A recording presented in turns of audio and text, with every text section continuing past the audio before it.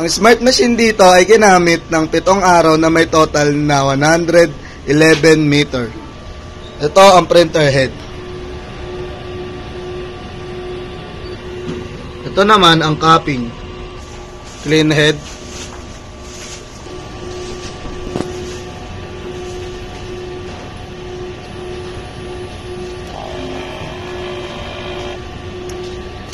Punasan ng wiper pagkatapos mag-head clean. Nozzle check.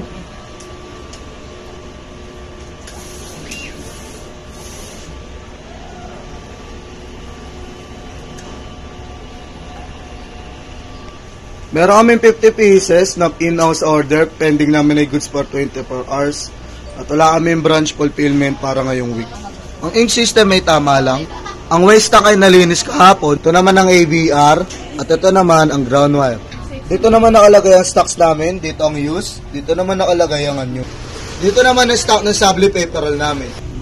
Sakto lang ang stocks namin. Dito naman ang records ng mga nagamit para sa Cyan. Ito ang para sa magenta, yellow, black. Ito naman ang para sa Sabli paper roll. Ito naman ang record ng aming daily output. Ito naman ang para sa daily checklist.